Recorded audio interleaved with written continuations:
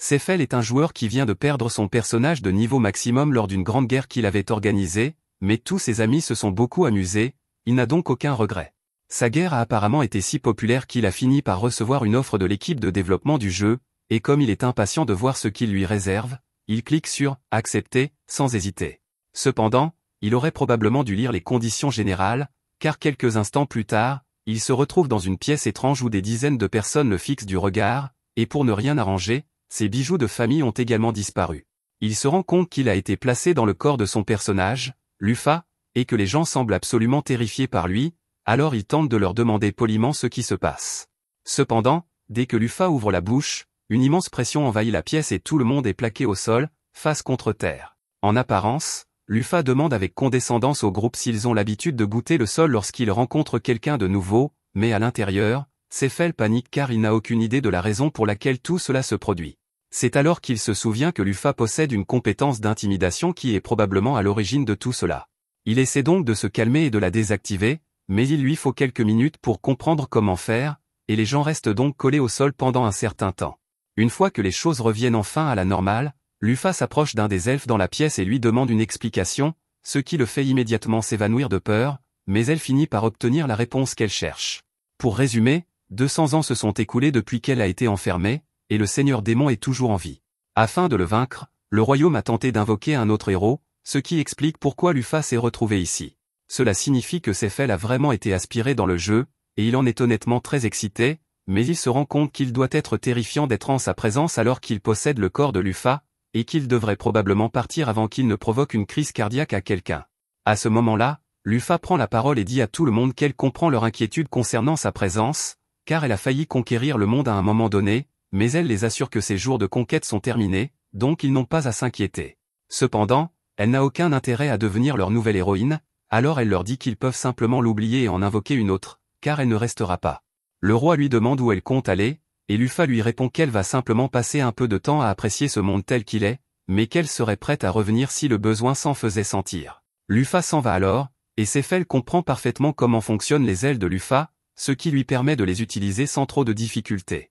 Lufa était le personnage principal de Seyfel lorsque Exgat a été lancé à l'origine, et grâce au système novateur du jeu, les actions des joueurs ont été officiellement ajoutées à l'histoire. Avec tout le temps et l'argent que Seyfel a dépensé pour hisser Lufa au sommet du classement, elle est généralement reconnue comme l'un des personnages les plus terrifiants de ce monde. Il aurait pu rester en tête du classement pour toujours s'il l'avait voulu, mais cela aurait été beaucoup trop ennuyeux.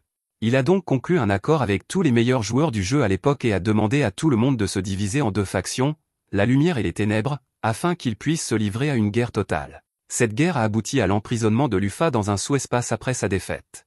Si cela a beaucoup amusé Seyfel, pour ce monde, c'était la réalité, et Lufa est donc presque universellement crainte ici pour ce qu'elle a fait. Il faut savoir que pendant toute la durée de leur petite guerre, Seyfel et ses amis ont complètement ignoré l'objectif principal du jeu, qui était de tuer le seigneur démon, si bien qu'Orm est toujours en vie depuis que Lufa a été enfermée, mais cela n'est pas sa priorité absolue, elle s'en occupera plus tard. Pour l'instant, elle veut simplement découvrir le monde du jeu qui est désormais devenu réalité. La première étape de Lufa est son ancienne base d'opération au sommet de la montagne, et le spectacle est vraiment impressionnant. Certes, elle est un peu délabrée après 200 ans de poussière, mais c'est tout de même incroyable de la voir en personne. Lufa s'assoit sur le trône, et Seyfel se met à repenser à tous les bons moments qu'il a passés avec ses amis dans cet endroit. Il se souvient à quel point il s'amusait à discuter de tout et de rien, mais il se rend compte que ces discussions avaient lieu dans un chat de groupe, alors pourquoi s'en souvient-il comme s'il y était en personne? À ce moment-là, Lufa remarque quelqu'un qui s'approche, ce qui la met sur les nerfs car la base devrait être vide, mais lorsqu'elle regarde, elle s'aperçoit qu'il s'agit d'une fille aux cheveux bleus nommée Dina. Elle est très excitée de voir Lufa car elle attend son retour depuis 2 siècles, mais Lufa n'a aucune idée de qui est cette fille. Dina est incroyablement blessée de réaliser que Lufa l'a oubliée alors qu'elle était sa conseillère la plus fidèle, mais Lufa ne se souvient pas avoir jamais eu besoin d'une conseillère. Cependant, maintenant qu'il y pense, Seyfel se souvient que lorsqu'il a construit cette base, il a pensé que ce serait cool d'avoir un PNJ en arrière-plan pour rendre l'endroit plus vivant, alors il a placé Dina et l'a simplement laissée là. Elle a dû prendre conscience de son existence lorsque ce monde est devenu réalité, et Seyfel se sent un peu coupable puisqu'elle est restée coincée ici toute seule pendant 200 ans. Lufa joue donc le jeu et dit qu'il est impossible qu'elle ait oublié Dina. Elle remercie Dina d'avoir protégé la base pendant son absence, et Dina est extrêmement reconnaissante d'entendre ces mots gentils de la part de Lufa. Mais cela mis à part, avec tout le temps qui s'est écoulé, Lufa n'est pas au courant de l'état actuel du monde, alors elle demande à Dina de lui donner un petit cours d'histoire pour se mettre à jour sur les affaires modernes. Dina répond qu'elle serait ravie de lui expliquer tout ce qu'elle sait, alors elle raconte à Lufa qu'après sa défaite, les 7 héros ont fondé leur propre nation. 4 d'entre eux sont déjà morts de causes naturelles au cours des 200 dernières années, mais les 3 qui ont une plus longue durée de vie sont toujours en vie. Lufa ne peut s'empêcher de se demander si les héros de ce monde sont vraiment toujours ses amis ou s'ils sont devenus des PNJ, alors il prévoit de leur rendre visite tôt ou tard. Dina explique ensuite que le roi démon Orm est toujours en vie, principalement parce que les 7 héros n'ont pas réussi à le vaincre après avoir scellé Lufa. Dina ajoute que les 12 étoiles célestes de Lufa sont toujours là, même si la plupart ont pris des chemins différents. Les 12 étoiles sont un groupe de monstres PNJ rares et puissants que Seyfel a rassemblés parce qu'il trouvait cool d'avoir une petite armée de généraux d'élite à son service. Lufa demande à Dina s'il y a du nouveau concernant les 12 étoiles, et elle répond qu'elle connaît l'emplacement de 6 d'entre elles, mais que 2 de ces 6 semblent avoir rejoint l'armée démoniaque dans le but de se venger des héros qui ont scellé Lufa. Lufa est un peu déçu d'apprendre que certains de ses serviteurs ont rejoint l'armée démoniaque après sa défaite, car leur querelle n'était pas si grave, et elle va donc devoir les réprimander une fois qu'elle les aura retrouvés. Cela mis à part, elle est contente d'avoir au moins quelque chose à faire maintenant.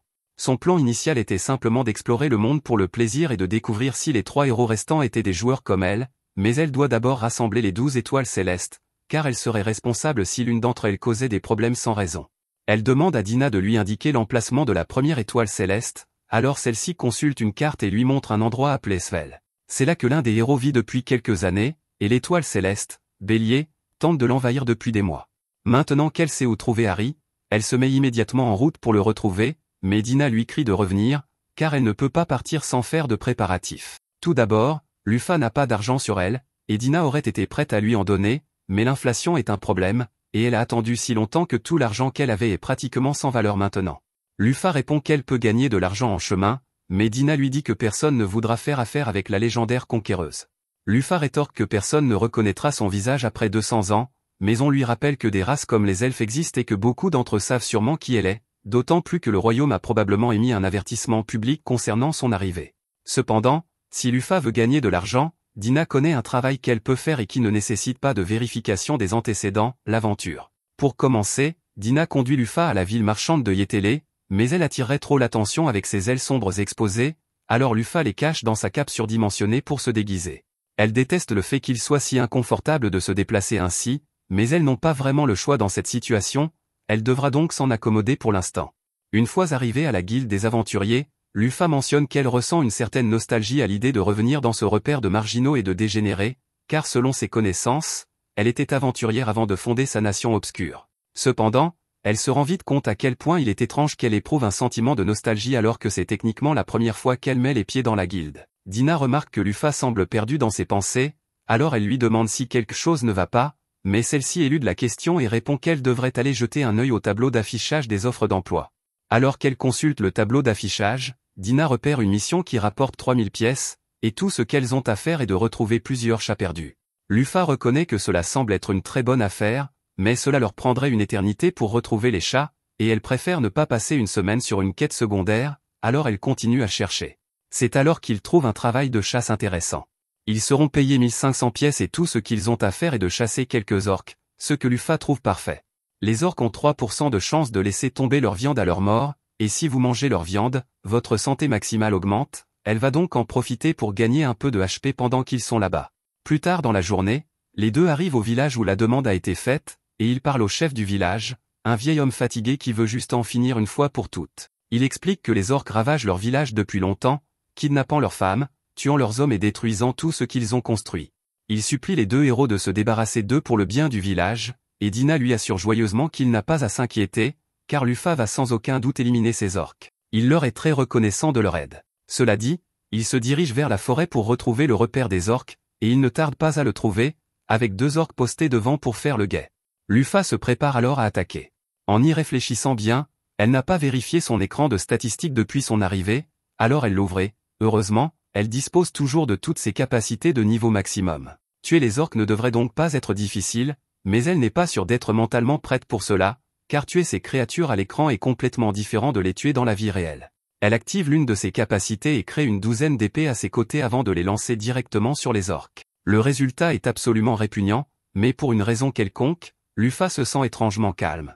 Quelques instants plus tard, le nid d'orques est alerté de la présence d'un intrus, et ils se précipitent tous pour encercler Lufa en quelques secondes. Ils ont également un orque vraiment énorme comme chef, ce qui mettrait n'importe quel aventurier normal en difficulté, mais lorsqu'ils lancent leur attaque contre Lufa, ils sont tous si lents qu'ils semblent à peine bouger. La différence est telle qu'elle se rend compte qu'elle n'aura probablement même pas besoin de créer d'autres épées pour les affronter, alors elle se met à leur sauter dessus et commence à leur couper la tête à toute vitesse. Elle est si rapide que le chef des orques n'a aucune idée de ce qui se passe, tout ce qu'il voit, ce sont les têtes de ces hommes qui s'envolent de leur corps. Elle s'arrête alors et regarde le grand gaillard juste pour lui dire « Eh, je viens d'anéantir toute ta troupe, qu'est-ce que tu vas faire ?» Il se déchaîne pour essayer de l'écraser au sol, mais il est complètement dépassé, car Lufa est pratiquement une catastrophe ambulante et il n'est qu'un obstacle sur son chemin. Sans blague, tout ce qu'elle a fait au roi des orques, c'est lui donner un petit coup de poing sur la tête, et une seconde plus tard, un trou béant était percé dans son crâne. Elle est tout simplement trop forte.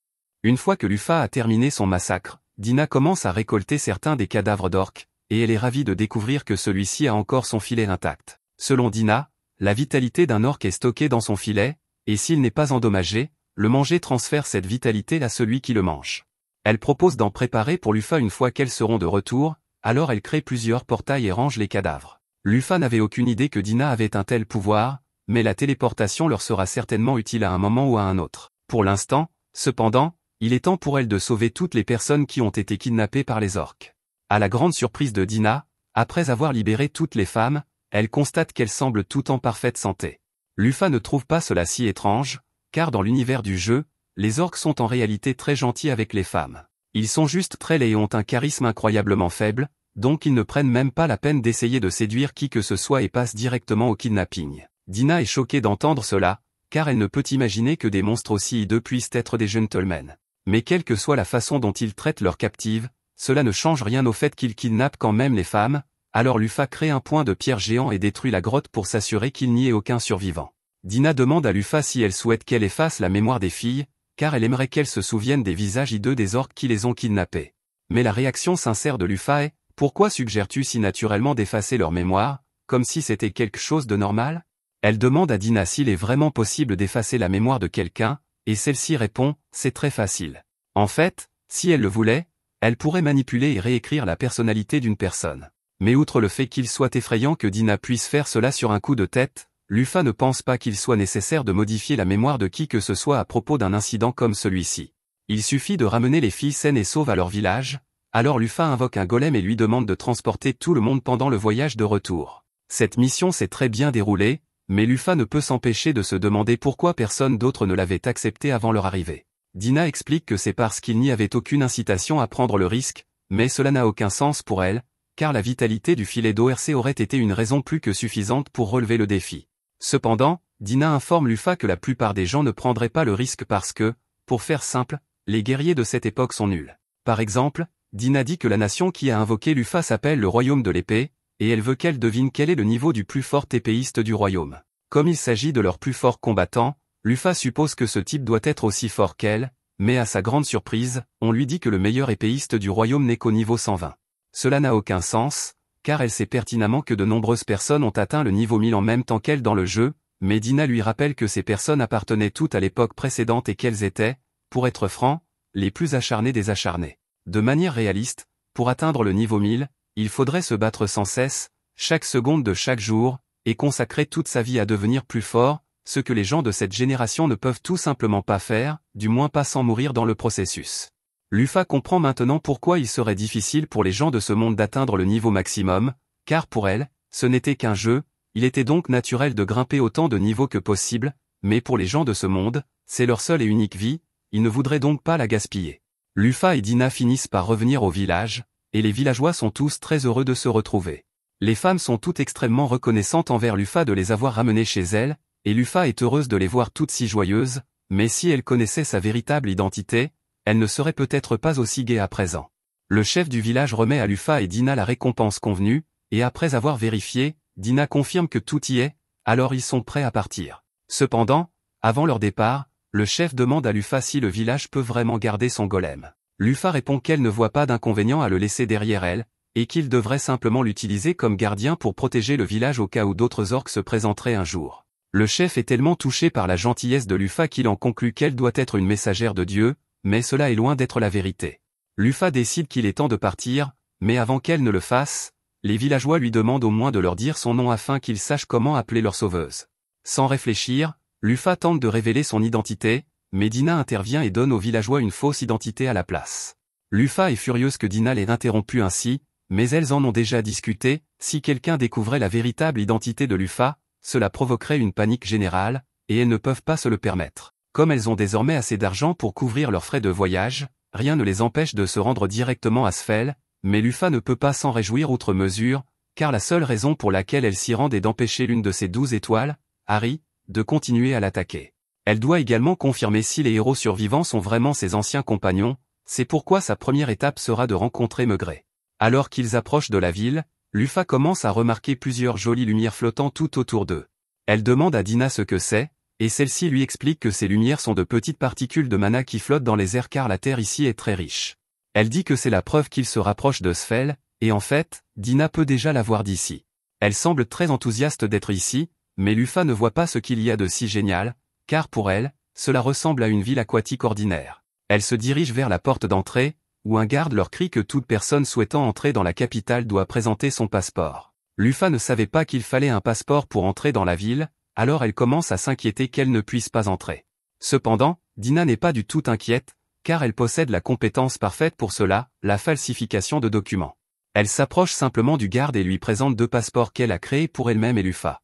Après les avoir vérifiés, le garde est convaincu qu'ils sont authentiques et autorise les 2 femmes à entrer dans la ville. Alors qu'ils marchent dans les rues, Dina explique à Lufa que la ville de Sfel a été fondée par le sage elfe Maigret et qu'elle est réputée pour la richesse de ses connaissances magiques. Cette région est également particulièrement riche en mana ambiant, ce qui attire de nombreux mages et érudits qui viennent ici dans l'espoir d'approfondir leurs connaissances en magie. Dina demande quel est leur objectif dans la ville aujourd'hui, et Lufa lui répond qu'elle prévoit d'abord de rendre visite à Maigret, car elle a beaucoup de choses à lui dire. Dina panique en entendant cela, car elle pense que Lufa a l'intention de prendre d'assaut le château de Maigret, mais celle-ci lui assure qu'il s'agit simplement d'une visite amicale. Après tout, Harry a causé beaucoup d'ennuis injustifiés à Maigret, et elle doit encore lui présenter ses excuses pour cela. Mais avant cela, Lufa dit qu'elle aimerait se rendre à la bibliothèque, car il y a encore beaucoup de choses qu'elle ignore sur l'histoire de ce monde. Elle commence à demander leur chemin pour se rendre à la bibliothèque la plus proche, jusqu'à ce qu'elle rencontre un homme nommé Grants. On devine que Lufa et Dina sont nouvelles en ville, car pratiquement tout le monde sait que toutes les bibliothèques se trouvent dans la partie A, mais comme il a du temps libre, il leur propose de les y conduire. Dina le remercie et se présente comme une marchande ambulante accompagnée de Lufa, son employé suspecte, mais Lufa lui marche sur le pied au milieu de sa phrase pour la faire taire, car qui diable présenterait son compagnon comme suspect? Grants trouve clairement que Lufa a l'air suspecte, mais il n'a pas l'intention de lui en vouloir, car il est sûr qu'elle a ses raisons, et Lufa lui est reconnaissante de sa compréhension. Alors que Grants les guide à travers la ville, Dina remarque à quel point tout le monde est animé ici, et Grants reconnaît que les gens sont effectivement joyeux, mais comme la ville est attaquée par Harry depuis plusieurs années, la plupart des gens ne s'installent pas ici. Lufa prend un air un peu amer, car elle se rend compte que la situation ici est en quelque sorte de sa faute, et Grants le remarque, mais il suppose qu'elle doit simplement être inquiète à l'idée d'être attaquée par Harry pendant son séjour ici, alors il la rassure en lui disant qu'il n'y a pas lieu de s'inquiéter, car le système de défense de la ville est impénétrable. Il lui explique que tout le lac qui entoure la ville est en fait un golem créé par Maigret, et que chaque fois qu'Harry a attaqué jusqu'à présent, il a été repoussé par le golem gardien de la ville. Lufa scanne le lac et découvre qu'il s'agit bien d'un golem. Même si le niveau 500 ne lui semble pas très impressionnant, le million de points de HP dont il dispose est sans aucun doute une statistique incroyable. Si Maigret a été capable de créer une telle chose, c'est qu'il doit être vraiment doué. Grants indique ensuite à Lufa et Dina où se trouve le monorail de la ville et leur explique qu'il leur permettra de rejoindre la partie étant un rien de temps. Dina et Lufa devront continuer seuls à partir de là, il le remercie donc pour son aide et il leur souhaite bonne chance pour leur visite à la bibliothèque. Alors que Grants s'éloigne, Lufa jette un coup d'œil rapide à sa fiche de statistiques et constate qu'il est au niveau 82. C'est techniquement très bas, mais selon les normes des combattants de cette époque, Grants est l'un des plus forts. Dina demande à Lufa de l'accompagner pour prendre le monorail, et maintenant qu'elle y pense, elle ne se souvient pas avoir vu de monorail dans le jeu original. Une fois arrivée à la bibliothèque, Lufa se dirige directement vers la section histoire afin de découvrir ce qui s'est passé pendant les 200 années où elle a été enfermée, mais en fouillant dans les rayons, elle trouve quelques livres qui semblent assez inhabituels. Par exemple, ces 3-là expliquent que les 7 héros ont été idiots d'emprisonner Lufa, et elle trouve étrange que la bibliothèque soit autorisée à posséder des livres de ce genre alors que la ville est dirigée par Maigret, l'un des 7 héros. Dina rappelle à Lufa que Maigret n'a pas instauré de dictature ou quoi que ce soit d'autre, donc les gens sont libres de dire ce qu'ils veulent à son sujet, et ce n'est pas tant qu'ils n'aiment pas les 7 héros, mais plutôt qu'ils ne pensent pas que Lufa était mauvaise au départ. Si les gens la craignaient certainement à l'époque, au cours des 200 dernières années, cette peur s'est estompée et certains ont commencé à réaliser que le règne de Lufa n'était pas si mauvais. Selon l'un des livres d'histoire, Lufa était un être mystérieux aux ailes noires qui est apparu de nulle part et a unifié le monde sous son règne en un clin d'œil il y a 200 ans. Bien qu'elle fût stricte, elle n'était pas une tyran, et beaucoup vivaient mieux sous son règne, mais l'humanité finit par rejeter son autorité et l'emprisonna afin de retrouver son autonomie. Cela n'aurait pas posé de problème en soi, mais la seule chose qui tenait les démons à distance pendant tout ce temps était la menace que représentaient Lufa et ses 12 étoiles. Une fois qu'elle fut emprisonnée, l'armée des démons profita de la situation et se souleva pour détruire l'humanité. Naturellement, les héros ont tenté de les arrêter, mais leurs pouvoirs ont été insuffisants et ils ont fini par être vaincus. Depuis lors, une grande partie des terres appartenant à l'humanité a été lentement conquise par les démons, et aujourd'hui, l'humanité est sur le point d'être complètement anéantie. Lufa commence à paniquer intérieurement après avoir entendu cela, car elle n'avait aucune idée que le monde était au bord de la destruction. La guerre qu'elle a déclenchée n'était censée être qu'un événement amusant entre joueurs, mais personne ne l'avait prévenu que sa décision plongerait le monde dans une situation aussi désastreuse. La visite à la bibliothèque a aidé Lufa à comprendre ce qu'elle devait faire, et elle dit à Dina qu'elles doivent partir immédiatement à la recherche d'Harry. Cependant, quelques instants plus tard, la ville entière se met à trembler lorsqu'un violent séisme secoue ses fondations. L'alerte est immédiatement donnée et tous les mercenaires disponibles sont appelés aux frontières pour se préparer à une attaque imminente. Lufa examine les dégâts causés et demande à Dina s'il est normal qu'une ville comme celle-ci subisse des tremblements de terre de cette magnitude. D'après ce que sait Dina, cela n'arrive presque jamais, alors Lufa en conclut que cela doit être le résultat d'une des compétences d'Harry et qu'il doit être en route pour lancer une attaque à grande échelle. Il n'y a pas de temps à perdre, alors Lufa crée un planeur et dit à Dina de monter immédiatement. Alors qu'il vole vers le chaos, Lufa réfléchit à la situation et rien de tout cela n'a de sens pour elle. Elle sait qu'Harry a toujours été un monstre mouton inoffensif et qu'il n'est pas dans son caractère d'envahir une nation comme celle-ci à plusieurs reprises, alors elle se demande si c'est vraiment parce qu'elle a été enfermée. D'autre part, elle se demande pourquoi elle a des souvenirs d'Harry, puisqu'elle n'a jamais interagi avec lui dans le jeu. Mais sa principale préoccupation pour l'instant est de l'arrêter, elle pourra s'inquiéter de ses souvenirs plus tard. Quand Harry était un petit agneau, il errait seul dans la forêt et tomba par hasard sur Lufa. Elle fut surprise de voir un mouton arc-en-ciel ici, car c'est un monstre légendaire qui ne naîtrait qu'une fois tous les 500 ans, mais lorsqu'elle s'approcha, il recula de peur et se mit à pleurer. Lufa remarqua ses larmées, à son avis, le mouton était probablement en fuite depuis sa naissance, se cachant à la fois des monstres et des humains, car un seul fil de sa laine avait plus de valeur que l'or. Elle ne niait pas qu'il avait une bonne raison de pleurer, mais elle lui demanda à quoi bon verser toutes ses larmes. Elle lui dit que s'il est bouleversé par sa situation, il ferait mieux d'être prêt à riposter contre ceux qui le poursuivraient. Sinon, il ferait mieux de se préparer à vivre le reste de sa vie noyé dans le chagrin. Le mouton prit ses paroles à cœur et attaqua Lufa pour montrer sa détermination à devenir plus fort. Elle aimait son esprit combatif, alors elle le calma et lui demanda de la suivre. Elle lui dit qu'elle n'était pas encore au sommet de sa puissance, mais qu'un jour, elle conquérait le monde entier, et qu'elle voulait qu'il devienne son premier compagnon. Elle lui demanda s'il avait déjà un nom, et le mouton secoua la tête pour lui dire que non. Lufa leva alors les yeux vers les étoiles avant de trouver le nom d'Harry. Du moins, c'est ainsi que l'histoire se déroula. À présent, Gantz et ses hommes se précipitent tous pour intercepter les forces d'Harry, car il s'agit clairement du début d'un assaut total. Une fois arrivé sur le front, il aperçoit une immense armée de monstres marchant lentement vers les portes de la ville, et il commence à s'inquiéter, car il n'y a aucun moyen de les retenir tous jusqu'à ce que l'armée principale soit prête à combattre. Le tremblement de terre qui s'est produit plus tôt devait être la déclaration de guerre d'Harry, car malgré sa haine à leur égard, Lufa avait établi une règle selon laquelle il n'était pas autorisé à attaquer sans avoir d'abord déclaré la guerre, et depuis, il avait suivi cette règle à la lettre. Peu de temps après, les forces avancées de la ville arrivent, et l'ordre est donné à tous les mages et archers de tirer avant que les monstres ne se rapprochent trop. Après avoir décimé les monstres, les soldats lancent leurs charges, car ils doivent les tenir à distance jusqu'à l'arrivée des renforts. Gantz est en tête et commence à abattre les monstres à gauche et à droite, mais même s'il s'en sort plutôt bien, ses subordonnés ne sont pas aussi forts que lui, et beaucoup d'entre eux sont massacrés. À ce rythme, Gantz pense qu'ils ne tiendront pas longtemps. Cependant, alors que les troupes sont sur le point d'être submergées, d'innombrables pics de glace tombent du ciel, et lorsque les soldats se retournent vers la ville, ils aperçoivent Maugret et Levia, le golem d'eau. Ils sont tous soulagés que leur divinité protectrice soit arrivée, et Maugret leur dit qu'ils peuvent tous se retirer maintenant, car Levia s'occupera du reste. Il donne alors l'ordre à Levia d'attaquer, et en quelques instants, des dizaines de monstres sont anéantis d'un seul coup. Pendant ce temps, Lufa observe le combat à distance, et elle avait prévu d'intervenir si la situation devenait critique, mais avec Levia et Maigret sur place, il semble que son aide ne sera finalement pas nécessaire. En parlant de Maigret, Lufa décide de vérifier ses statistiques pour voir si elles sont toujours aussi bonnes que lorsqu'elle jouait avec lui, mais à sa grande surprise, il n'est plus qu'au niveau 500 et souffre d'un malus appelé « malédiction des vaincus ». Lufa n'a jamais entendu parler d'une telle malédiction, elle demande donc à Dina si elle sait de quoi il s'agit. D'après les rumeurs qu'elle a entendues, après que les héros aient échoué à vaincre le Seigneur Démon, ils ont tous été frappés d'une malédiction qui a scellé la moitié de leur pouvoir, ce qui explique pourquoi Maigret est tellement plus faible qu'avant. Et maintenant que Dina y pense, si Maigret ne peut plus utiliser toute sa puissance, cela signifie qu'il ne peut plus créer de golem comme Levia, donc si elle tombe, la ville sera vraiment condamnée.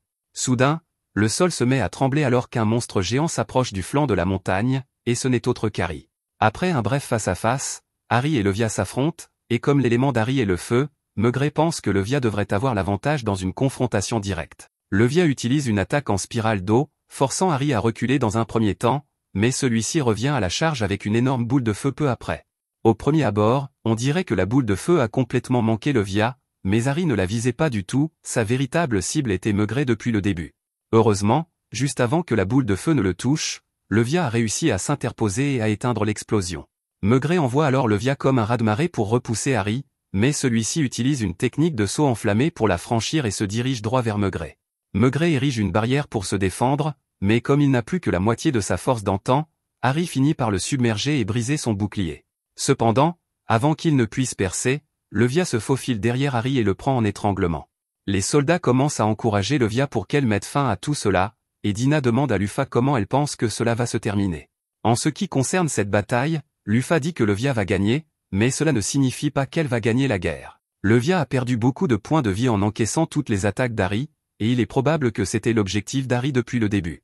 Il savait qu'il ne pourrait pas battre Levia dans un combat en tête-à-tête, alors il a prévu de réduire sa santé à néant par des attaques constantes et des retraites, afin de pouvoir l'attaquer à nouveau à l'avenir. Lufa est impressionné par le fait qu'Harry ait été capable de réfléchir de manière suffisamment logique pour comprendre que Levia ne pourrait pas le poursuivre une fois qu'il se serait retiré, et qu'une série constante d'invasions périodiques lui garantirait une victoire finale. Cependant, Lufa ne peut pas laisser son plan aller plus loin, car il serait dangereux de détruire Levia. Elle devra donc s'occuper de lui elle-même. Elle attrape Dina et saute sur le champ de bataille. Alors qu'Harry s'apprête à lancer une autre puissante explosion, Lufa le projette à travers la chaîne de montagne d'un coup de pied. Tout le monde est complètement incrédule en voyant le monstre terrifiant projeté en l'air en un instant, et Maigret se demande qui peut bien posséder un tel pouvoir, mais même si Lufa cache toujours son identité, dès qu'il entend sa façon de parler, il comprend en quelque sorte. Lufa ne veut encore rien confirmer ni infirmer, alors elle dit à Maigret qu'elle s'occupera d'Harry toute seule et qu'elle reviendra ensuite pour discuter avec lui. Cependant, avant qu'elle ne parte, Maigret lui dit qu'il y a quelqu'un dans les coulisses qui manipule la soif de vengeance d'Harry, et qu'elle doit donc être prudente. Comme cet avertissement vient d'un vieil ami, Lufa répond qu'elle en tiendra compte, puis s'envole pour affronter Harry. Une fois devant lui, Harry lui demande qui elle est, ce qui la surprend, car lorsqu'elle jouait au jeu, Harry ne faisait que bêler, elle ne savait donc pas qu'il pouvait parler. Cela mis à part, comme Harry ne semble pas la reconnaître, elle active sa compétence d'intimidation, et dès qu'Harry ressent la pression terrifiante qui émane d'elle, il se souvient de son maître. Cependant, même si elle se tient juste devant lui, Harry refuse toujours de croire que c'est elle, car il est sûr que Lufa est morte depuis longtemps. Lufa n'est toujours pas sûre de pouvoir être considérée comme l'original, car elle a techniquement été réincarnée, mais quoi qu'il en soit, il s'agit bien du corps de Lufa elle-même. Elle ne veut pas perdre de temps à essayer de convaincre Harry avec des mots, alors elle lui dit que s'il ne croit vraiment pas que c'est elle, il est libre de venir tester sa force par lui-même, et par courtoisie, elle promet de ne pas trop lui faire de mal. Harry hésite un instant, car la femme devant lui ressemble vraiment à Lufa, mais il se convainc qu'elle doit être un imposteur, car il est impossible que son maître soit revenu. Il se prépare à attaquer de toutes ses forces, et Lufa commence à s'exciter, car c'est la première fois qu'elle affronte un monstre qui devrait être assez fort pour survivre à ses attaques. Ce sera donc son premier vrai combat. Harry charge Lufa avec toute son intensité. Cependant, après l'avoir repoussé de quelques centaines de mètres, Lufa arrête facilement son élan d'une seule main et lui dit qu'il est effectivement devenu plus fort qu'il ne l'était il y a 200 ans. Harry tente continuellement de la repousser, mais Lufa ne bouge pas d'un pouce et elle le trouve même adorable de faire autant d'efforts. En récompense de ses efforts, elle lui dit qu'elle va lui faire un câlin. L'instant d'après, Harry est soulevé du sol par la tête. Lufa le projette alors directement en l'air, mais elle est loin d'en avoir fini, alors elle s'envole à sa poursuite, et une fois arrivée au-dessus du corps d'Harry, elle dit qu'elle va le caresser doucement. Lufa frappe alors Harry avec la force d'un camion de 10 tonnes, le projetant au sol, mais avant qu'il ne touche terre, elle vole sous lui et décide de lui caresser également le menton, renvoyant Harry dans les airs. Les spectateurs assistent au spectacle dans un silence stupéfait, car ils n'ont jamais vu une telle démonstration de puissance auparavant. Lufa finit par écraser Harry au sol, le laissant à l'état de crêpe, mais elle n'en a pas encore fini. Harry commence à brûler d'un feu bleu brillant, et Lufa suppose que c'est son attaque la plus puissante, alors elle lui dit de lui donner tout ce qu'il a. Il charge à une vitesse incroyable, et avec un grand sourire sur le visage, Lufa s'avance pour l'intercepter, provoquant une explosion massive visible à des kilomètres à la ronde. Une fois la poussière retombée, nous voyons que Lufa a une fois de plus arrêté Harry avec la paume de sa main, puis elle le projette dans les rochers d'un simple mouvement du doigt. Elle demande à Harry s'il doute encore qu'elle soit la vraie Lufa, mais tout à coup, il saute hors des décombres et reprend sa forme humaine pour s'excuser auprès de Lufa de son comportement stupide. Lufa est d'abord choquée, car elle savait qu'Harry avait une forme humaine, mais elle ne se souvient pas l'avoir conçu comme un fanbois, mais maintenant qu'elle y pense, elle se souvient d'une discussion de groupe où elle et ses amis avaient décidé de donner à Harry un design fanbois pour plaisanter, et elle avait choisi de suivre le mouvement. 20 minutes plus tard, Harry cesse enfin de pleurer et de s'excuser, alors Lufa jette un œil à son écran de statistiques. Son niveau est toujours le même que lorsque Lufa jouait au jeu, mais ses capacités se sont considérablement améliorées, ce qui doit être le résultat de tout le travail acharné d'Harry au cours des 200 dernières années.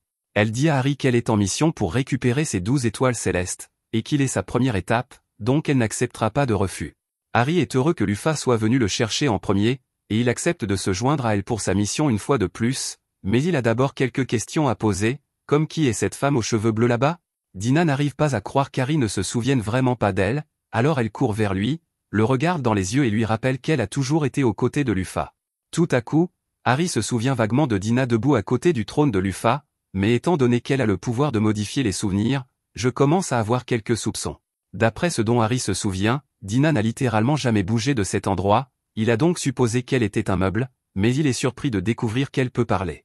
Entendre Harry la traiter de meuble contrarie beaucoup Dina, qui s'éloigne et boude. Lufa rit doucement, car elle non plus ne savait pas qui était Dina au début, mais celle-ci lui a été d'une grande aide depuis son arrivée, et elle demande donc à Harry de ne pas trop se moquer d'elle.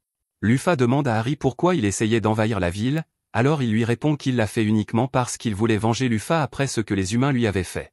Après tout, s'il ne l'avait pas enfermé, les humains auraient déjà été vaincus et le monde serait en paix.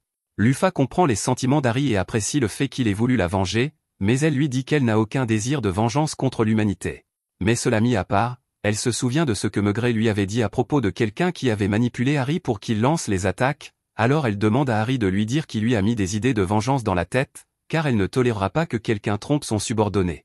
Harry lui répond nerveusement que c'était l'un des démons, et qu'en ce moment même, sur le continent des démons, ce même démon se prépare à lancer son armée pour occuper Sfel.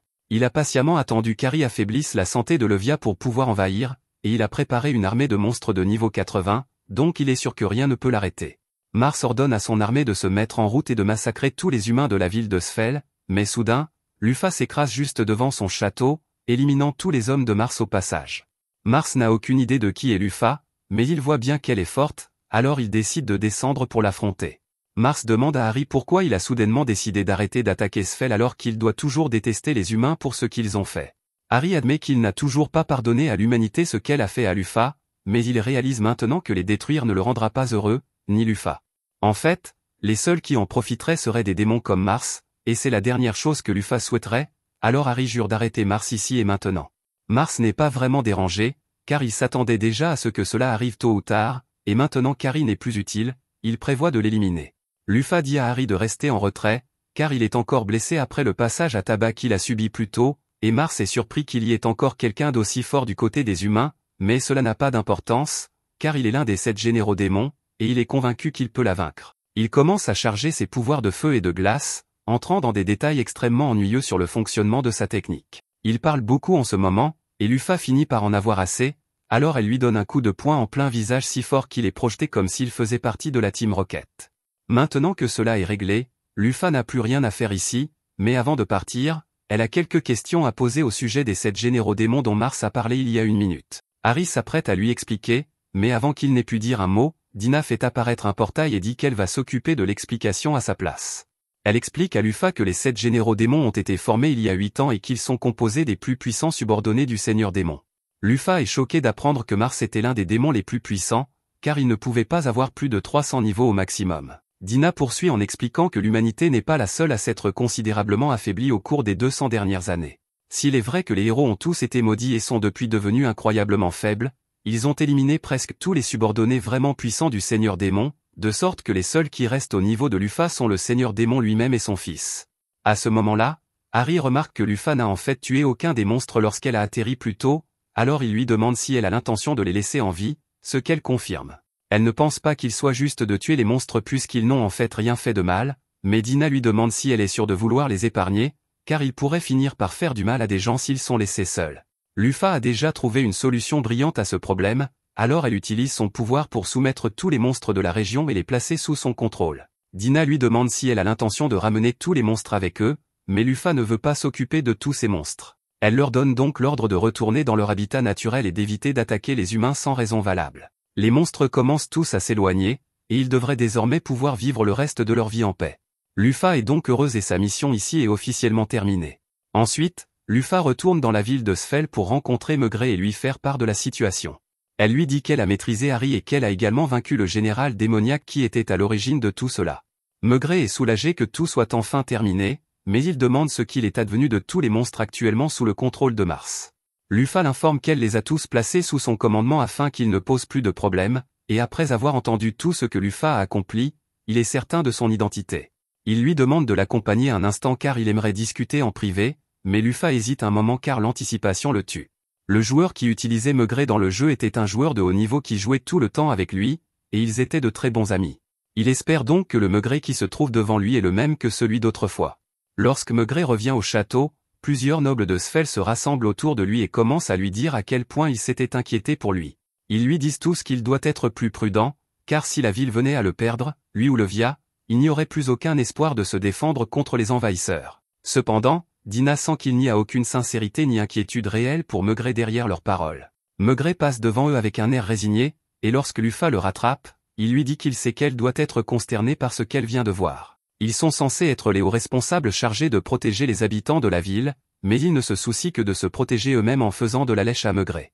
Il conduit Lufa et les autres dans son bureau et lui assure qu'il n'y a pas de matériel de surveillance ici, elle est donc libre de montrer sa forme complète. Lufa s'exécute et déploie ses ailes, permettant à Maigret de confirmer qu'il s'agit bien d'elle, mais à la grande déception de Lufa, le visage de Maigret exprime une terreur absolue, ce qui signifie qu'il n'a aucun souvenir de son passé de joueur. Elle est déçue car cela signifie qu'elle est peut-être vraiment seule au monde, mais Maigret interprète son expression comme une déception face à son état actuel. Il lui dit que beaucoup de choses peuvent changer en 200 ans. Les gens peuvent devenir plus forts ou plus faibles, et dans le cas de Maigret, il est devenu beaucoup plus faible qu'il ne l'était auparavant. Il demande à Lufa si elle est revenue pour se venger d'eux pour l'avoir enfermée, mais elle répond à Maigret que son retour est une pure coïncidence. Les humains essayaient simplement d'invoquer un héros et l'ont accidentellement invoqué à la place. Lufa commence à se demander ce qui ne va pas avec le Maigret de ce monde, car s'il n'est pas un joueur, ne devrait-il pas s'opposer à Lufa? Du moins, d'après ce qu'elle a entendu jusqu'à présent. À ce moment-là, elle se rend compte que Maigret doit se sentir coupable de ce qui s'est passé, car si lui et les autres héros n'avaient pas enfermé Lufa, les démons auraient été vaincus depuis longtemps. Être adulé comme un héros alors qu'il se reproche la chute de l'humanité doit le ronger, alors il cherche un moyen de se punir pour son rôle dans tout cela. Lufa dit à Maigret qu'il ne sert à rien de se culpabiliser pour ce qui s'est passé dans le passé, car en réalité, il a vaincu un ennemi puissant, il devrait donc en être fier et continuer à suivre la voie qu'il estime juste. Maigret n'arrive pas à croire que Lufa soit si gentille avec lui, alors il lui demande pourquoi elle ne lui en veut pas. Elle était sur le point d'atteindre son objectif d'unification, et ils l'ont trahi. Cela semble difficile à pardonner, mais en ce qui concerne Lufa, elle n'éprouve ni haine ni ressentiment envers Maigret, car la bataille n'a eu lieu que dans le jeu, elle ne l'a donc jamais vécue. Elle n'a aucune idée de ce que Lufa a ressenti à ce moment-là, mais elle veut donner une réponse appropriée, alors elle dit à Maigret que si lui et les autres ont choisi de se révolter contre son règne, c'est de sa propre faute, car elle était une souveraine inadéquate. Maigret tente de faire valoir qu'il mérite toujours de payer pour ce qu'il a fait, mais il lève alors les yeux et voit le visage sincèrement indulgent de Lufa qui lui dit qu'il doit cesser de se culpabiliser. Peu importe ce qui s'est passé, il est le héros de ce pays, il doit donc être fier. Maigret comprend son point de vue, mais elle aurait pu mieux s'exprimer, car, étant donné qu'il est en fauteuil roulant, il ne pourra pas faire grand-chose debout. Maigret se souvient du temps où lui et Aliot étaient encore meilleurs amis, et il se rappelle à quel point ils s'amusaient à l'époque, alors il promet de suivre les conseils de Lufa. Ensuite, Lufa utilise sa magie pour restaurer les PV perdus de Levia, et Maigret la remercie pour son aide, car dans son état actuel, il n'aurait pas pu le faire seul. Levia retourne alors dans l'eau, et Lufa s'excuse pour les ennuis causés par Harry, mais celui-ci en veut toujours à Maigret et refuse de s'excuser. Maigret demande à Lufa ce qu'elle compte faire maintenant, et elle lui répond qu'elle continuera à parcourir le continent jusqu'à ce qu'elle ait récupéré ses 12 étoiles. Dina informe Lufa que le prochain sur la liste est Libra, le gardien de la tombe de Blackwinged. Lufa demande ce qu'est la tombe de Blackwinged, et Dina lui explique qu'après son emprisonnement, tous ceux qui l'admiraient ont travaillé ensemble pour construire la plus grande structure du monde en mémoire de Lufa, et qu'au sommet de celle-ci ont été entreposés tous les anciens trésors et butins de Lufa, Libra agissant comme gardien pour les protéger des pilleurs de tombes. Lufa demande pourquoi les gens seraient assez stupides pour risquer de combattre Libra juste pour piller une tombe, alors Maigret l'informe que ce n'est pas seulement le niveau des gens qui a baissé. Les armes se sont également beaucoup détériorées. Beaucoup des armes légendaires qui existaient autrefois ont été perdues lors de la bataille contre le Seigneur Démon, et les seules qui restent sont celles qui se trouvent dans la tombe de Lufa. L'humanité a désespérément tenté de mettre la main sur ces armes pour aider à combattre l'armée démoniaque, mais grâce à Libra, toutes les tentatives se sont soldées par un échec cuisant. Lufa comprend à quel point cela a dû être frustrant pour Maigret, mais contrairement à Harry, il ne semble pas que Libra fasse réellement quelque chose de mal. Elle exprime simplement sa loyauté en gardant la tombe de son maître, et Maigret comprend le point de vue de Lufa, mais il a une demande à lui faire. Après avoir récupéré Libra et ses trésors, Lufa lui demande de bien vouloir laisser tout ce qu'elle n'a pas l'intention d'utiliser, car cela lui serait d'une grande aide. Lufa répond qu'elle est d'accord, et elle et les autres se préparent à partir, mais avant qu'il ne s'en aille, Maigret dit qu'il a quelque chose à lui donner. Il est peut-être affaibli, mais il dispose encore d'une magie assez puissante, et il utilise donc un sort pour cacher les ailes de Lufa afin qu'elle n'ait plus à les dissimuler en permanence sous sa cape pour garder son identité secrète. Il lui procure également une nouvelle tenue, et Lufa lui en est très reconnaissante, car celle-ci lui permet de se déplacer beaucoup plus facilement. En sortant, Lufa va retrouver Gantz à l'extérieur de la ville. Au début, celui-ci est un peu perplexe, car il ne comprend pas pourquoi une si jolie femme lui adresse la parole, mais Lufa enlève alors ses lunettes pour lui montrer quelle est la personne qui l'a aidé plus tôt dans la journée. Gantz est stupéfait, car il n'avait aucune idée qu'elle était aussi belle. Elle lui dit qu'elle est venue lui dire au revoir et le remercier pour son aide, alors Gantz lui souhaite un bon voyage, mais avant qu'elle ne parte, il a une dernière question à lui poser. Il s'apprête à lui demander si elle est bien la Lufa des légendes, mais il s'arrête soudainement et lui dit d'oublier ce qu'il vient de dire, car cela ne peut pas être le cas. Pendant ce temps, ailleurs, Mars vient de s'écraser dans une forêt, et alors qu'il volait dans les airs, il s'est rendu compte que la seule personne capable de le frapper aussi fort serait Lufa elle-même. Mais si elle est vraiment de retour, alors tous ses plans seront réduits à néant. À ce moment-là, une femme s'approche de Mars et lui dit que son rôle est terminé, qu'il est temps pour lui de disparaître comme la marionnette pathétique qu'il est. D'un simple claquement de doigts, Mars est rayé de l'existence, et la responsable n'est autre que cette femme qui ressemble étrangement à Lufa. La prochaine étape pour Lufa est d'aller chercher Libra, mais la tombe se trouve à plus de 500 km, alors Dina demande à Lufa de créer un golem pour les y emmener. Ce serait possible, mais Lufa répond qu'il serait plus rapide pour Dina de les téléporter là-bas, puisqu'elle dispose d'un sort de téléportation. Dina soupire et explique à Lufa que la magie de téléportation est principalement destinée à un usage personnel et que, même s'il lui est possible de transporter d'autres personnes, elle doit obtenir leur consentement. Si elle refuse inconsciemment, la magie de téléportation peut avoir toutes sortes d'effets indésirables, et elle préfère donc éviter de prendre ce risque. De plus, elle se réjouissait à l'idée de faire un agréable voyage en voiture, alors elle demande à Lufa d'inclure une baignoire et un endroit où dormir lorsqu'elle fabrique le golem, afin qu'il n'ait pas à sortir dehors la nuit. Lufa n'a jamais entendu parler d'un tel golem, mais Harry semble vraiment enthousiaste, alors elle accepte d'essayer d'en créer un.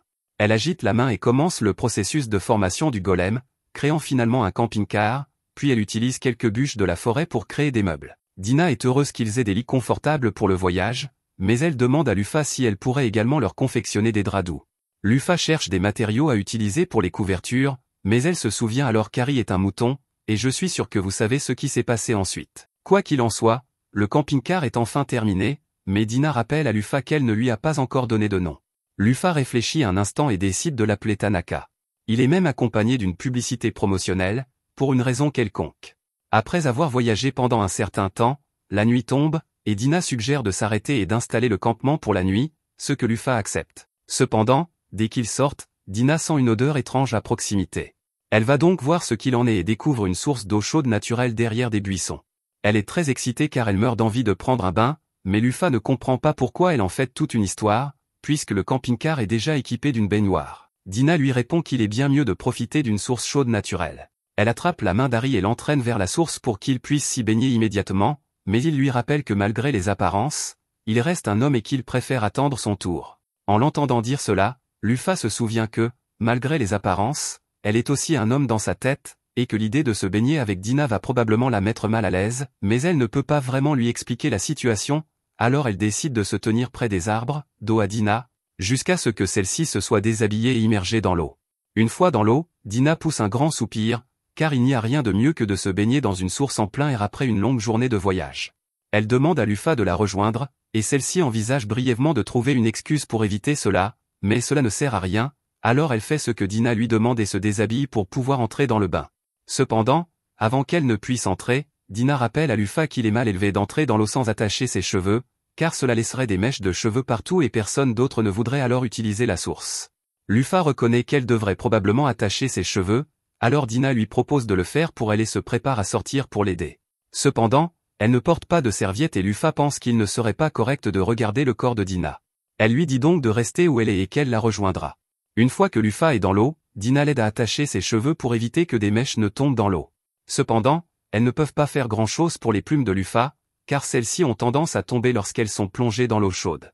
Lufa s'excuse pour les plumes éparses, mais Dina lui dit qu'il n'y a pas de quoi s'inquiéter et que Lufa n'a de toute façon presque jamais l'occasion d'étendre ses ailes comme ça, alors elle devrait profiter de l'expérience tant qu'elle dure. Alors qu'elle se baigne côte à côte, Lufa commence à fixer intensément le corps de Dina, ce qui lui fait prendre conscience d'une chose troublante. Dans sa vie antérieure, Lufa n'était pas complètement dégénérée, mais elle était tout de même une fan inconditionnelle d'Arsenal. Cependant, même si elle fixe le corps de Dina, elle ne ressent absolument rien. Dina remarque que Lufa semble un peu ailleurs, mais avant qu'elle puisse lui demander pourquoi, elle aperçoit un groupe de grenouilles adaptatives sur un rocher là-bas, alors elle attire l'attention de Lufa et lui dit de jeter un coup d'œil. Lufa ne comprend pas ce que ces grenouilles ont de si spécial, alors Dina lui explique qu'elles ont une particularité, les vertes sont des mâles et les roses des femelles, et lorsqu'il y a plus de mâles que de femelles, les grenouilles mâles se battent pour savoir qui aura le droit de donner des coups de queue à Froggy. Une fois le vainqueur désigné, les deux grenouilles mâles restantes jouent à pierre-papier-ciseaux, et celle qui perd se transforme en grenouille femelle et doit accepter les coups dans le dos de l'autre. Lufa se demande brièvement si le fait de se transformer en Lufa a également changé ses préférences, mais il est hors de question qu'elle se laisse donner des coups dans le dos, alors elle rejette immédiatement cette idée. Dina remarque que Lufa semble un peu stressée, alors elle lui demande ce qui ne va pas, mais Lufa répond que ce n'est rien et suggère qu'elle sorte de la source maintenant.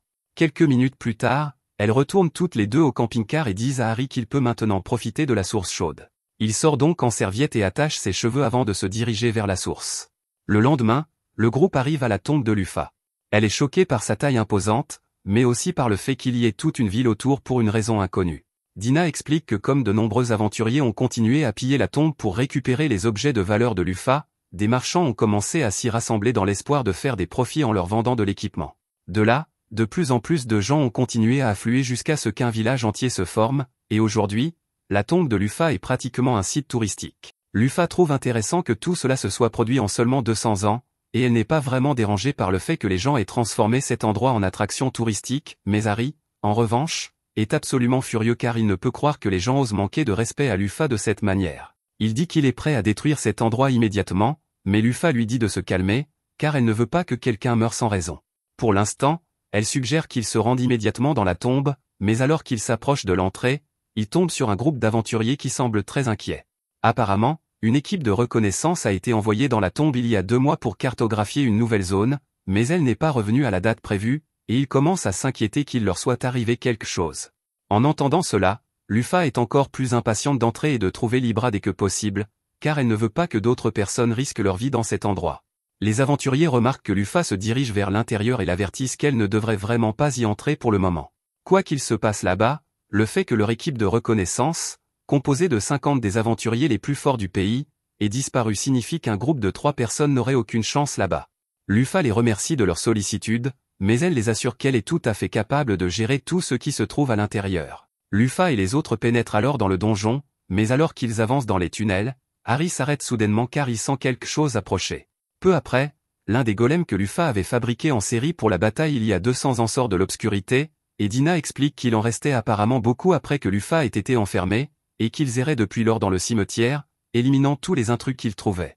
Cependant, elle ajoute qu'il n'y a pas lieu de s'inquiéter, car elle ne sent aucune intention hostile de la part du golem. Ce type de golem a été conçu pour pouvoir distinguer ses amis de ses ennemis, et il reconnaît clairement Lufa et Harry, ils n'ont donc rien à craindre, mais en ce qui concerne Dina, en revanche, le golem commence immédiatement à l'attaquer.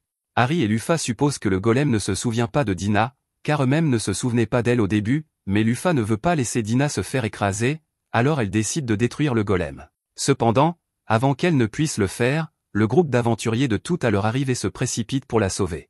Leur groupe s'appelle Hawkeye, et ils ont suivi Lufa et les autres ici parce qu'ils craignaient qu'ils ne se blessent.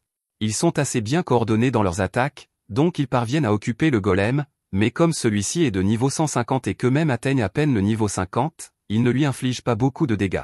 Si le golem parvenait à leur asséner ne serait-ce qu'un seul coup, il mourrait instantanément, et Lufa ne veut pas que cela arrive. Elle demande donc à Harry d'aller les aider. Il accepte avec joie et passe en courant devant les aventuriers avant de frapper le golem d'un coup de poing enflammé qui l'envoie valdinguer en arrière. Cela suffit à le mettre hors d'état de nuire, et une fois la poussière retombée, le chef, Jean, s'approche d'Harry et lui demande avec enthousiasme comment il a réussi à porter une telle attaque. Harry est un peu déconcerté parce que Jean est beaucoup trop proche, alors Lufa s'interpose entre eux et dit à Jean de se calmer un peu. Jean s'excuse d'être trop proche et d'avoir dû être sauvé avec son groupe alors qu'ils étaient venus ici pour sauver Lufa. Jean se présente comme un guerrier. Nick se présente comme un guerrier léger, et Richard se présente comme un guerrier lourd. Lufa n'en revient pas du déséquilibre de leur équipe, car tous les membres sont des guerriers, à l'exception de Chou, qui est archer. Quoi qu'il en soit, puisqu'ils font les présentations, elle se présente comme une aventurière de haut niveau de classe rangée, mais quand vient le tour de Dina et Harry, ils ne savent pas quoi dire, alors ils déclarent eux aussi qu'ils sont des Rangers. Jean semble inquiet, car pour lui, le groupe de Lufa semble bien plus déséquilibré que le sien. Jean propose d'accompagner le groupe de Lufa pour leur apporter son soutien, et Lufa s'apprête à refuser, mais avant qu'elle n'ait pu dire quoi que ce soit, Dina intervient et dit qu'elle serait ravie d'avoir de l'aide supplémentaire. Jean et les autres sont ravis de l'entendre et se mettent en route dans le couloir. Avec un visage joyeux, Dina explique à Lufa qu'ils peuvent utiliser les aventuriers pour se faciliter la tâche, au moins jusqu'à ce que l'un d'entre eux tombe dans un piège et meure ou quelque chose comme ça. En entendant Dina dire cela avec le sourire, Lufa se rend compte qu'elle est un peu psychopathe. Cependant, il n'y a pas vraiment de mal à laisser le groupe rester, car ils semblent être des gens sympas. Lufa décide donc de les aider autant que possible sans éveiller trop de soupçons, au moins jusqu'à ce qu'ils atteignent le sommet et trouvent Libra. Pendant ce temps, au sommet de la pyramide, le groupe de reconnaissance disparu depuis des mois a enfin gravi le long escalier et ses membres se jurent que quoi qu'il arrive, ils obtiendront le trésor d'armes pour le bien de l'humanité et de leurs camarades tombés au combat.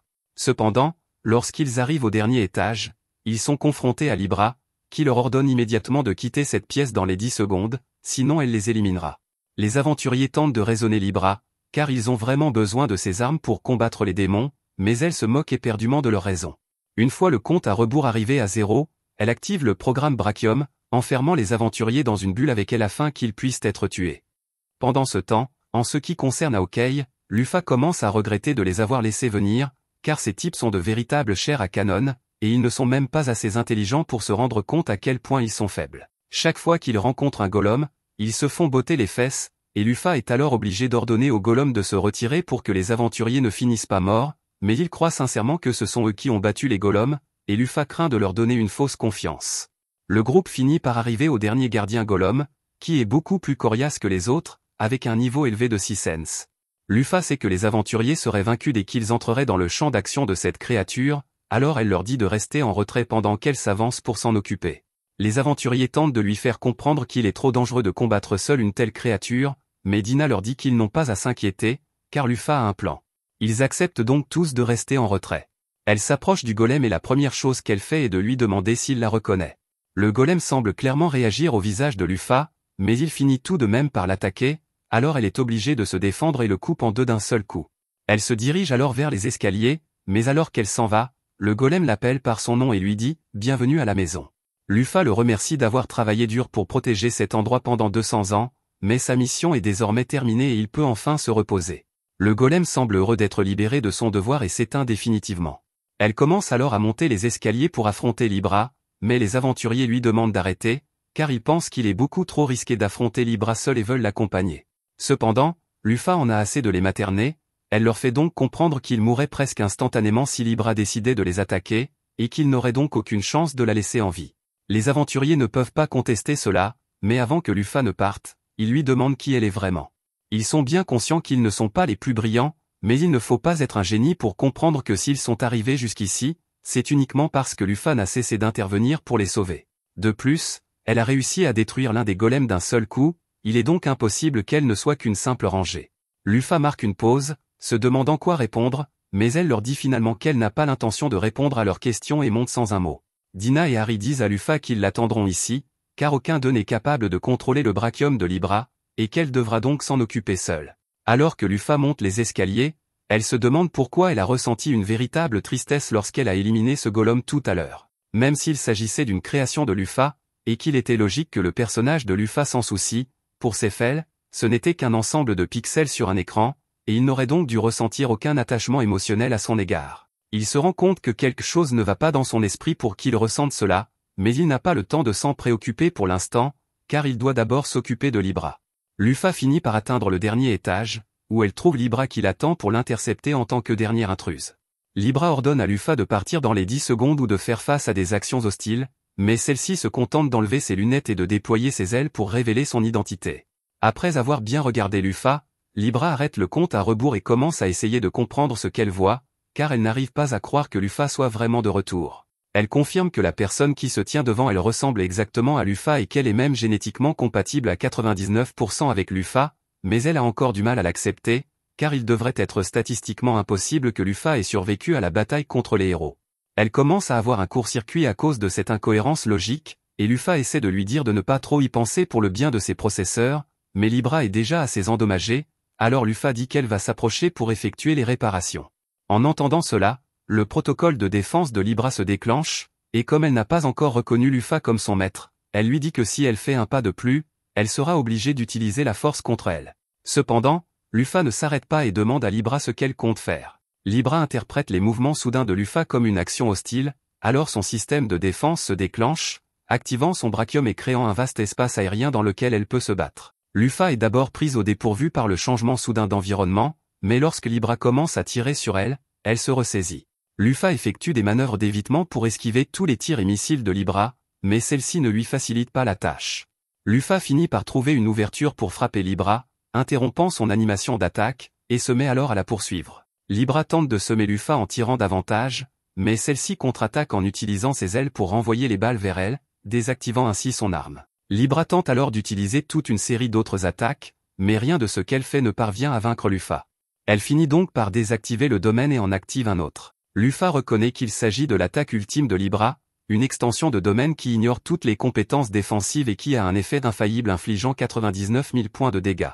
Le fait qu'elle se soit retrouvée dans le champ d'attaque devrait l'inquiéter, mais pour être honnête, Lufa est en réalité enthousiaste, car ce sera le premier dégât important qu'elle subira depuis son arrivée dans ce monde. Alors que Libra libère la violente vague d'énergie, Lufa ressent la douleur la frapper comme un camion-benne, mais elle a plus qu'assez de PV pour encaisser les dégâts, alors elle continue d'avancer jusqu'à se retrouver finalement juste devant Libra. Libra tente alors de tirer un laser sur le visage de Lufa, mais celle-ci l'esquive, et avant que Libra ne puisse frapper avec son bras armé, Lufa l'attrape pour la maintenir en place pendant qu'elle lance All Repair. Cela répare tous les dégâts que Libra a subis pendant ces années passées à garder cette tombe, et Lufa s'excuse d'avoir mis si longtemps à revenir. Les unités logiques de Libra étant à nouveau opérationnelles, elle est en mesure de confirmer que la personne devant elle est bien sa maîtresse, et qu'elle n'a donc plus besoin de garder cette tombe. Elle s'éteint alors pour faire une sieste bien méritée. Lufa est heureuse d'avoir réussi à récupérer Libra sans trop de difficultés, mais elle se demande maintenant comment elle va expliquer cela aux aventuriers sans révéler sa véritable identité. Elle redescend les escaliers et passe la tête au coin pour voir comment les choses se passent, mais à sa grande surprise, elle ne voit que Dina et Harry qui l'attendent. Confuse, elle demande ce qui est arrivé aux aventuriers, et Dina lui explique qu'elle vient d'implanter de faux souvenirs dans leur esprit grâce à ses pouvoirs de manipulation mentale afin qu'ils pensent être ceux qui ont vaincu Libra. Lufa avait oublié que Dina avait mentionné qu'elle avait des pouvoirs de manipulation mentale, et maintenant qu'elle l'a vue en action, cela lui semble absolument terrifiant. Dina explique qu'elle leur a fait croire que Libra était gravement blessée avant leur arrivée, afin qu'ils puissent la submerger et remporter la victoire. De cette façon, personne ne posera trop de questions, mais Lufa trouve cela un peu trop commode, alors elle demande à Dina si elle avait prévu cela dès le moment où elle a accepté de les laisser se joindre à la mission. Dina ne le nie pas et, avec un léger sourire, elle répond que c'est la seule raison pour laquelle elle a accepté de tolérer de tels obstacles. Lufa est effrayée par le manque de cœur de Dina, mais elle est contente qu'elle ne soit pas ennemie, car elle serait terrifiante à affronter. Quoi qu'il en soit, comme tout est sous contrôle ici, Dina suggère qu'ils se rendent dans la salle du trésor pour rassembler tout ce dont ils auront besoin. Une fois arrivés dans la salle, Ils sont tous émerveillés par tous les trésors étincelants qui s'y trouvent, en particulier Lufa. Elle a du mal à rester assise et ne comprend pas pourquoi, mais Dina lui fait remarquer qu'elle a toujours aimé les objets brillants. C'est d'ailleurs pour cela qu'elle a amassé autant de trésors, et elle a tendance à devenir un peu folle dans ce genre de situation.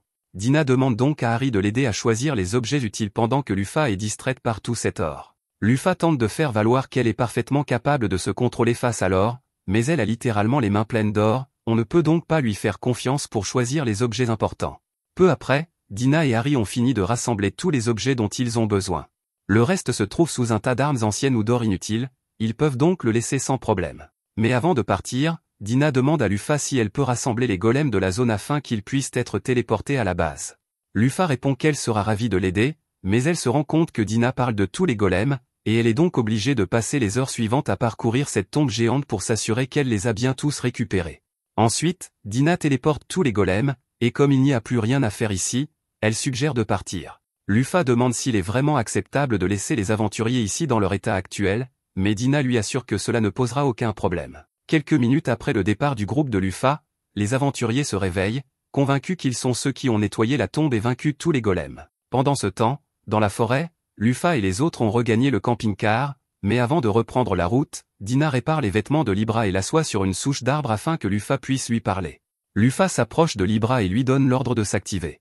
Elle se réveille et la première chose qu'elle fait est de saluer Harry et la dame inconnue à ses côtés. Elle s'excuse ensuite auprès de Lufa pour tous les problèmes qu'elle a causés, mais avant que Lufa n'ait le temps de répondre, Dina dit qu'elle n'arrive pas à croire que Libra ne la reconnaisse pas. Lufa rit et explique à Libra que Dina est sa conseillère, ce qui choque Libra, car sa mémoire ne contient aucune donnée sur Dina.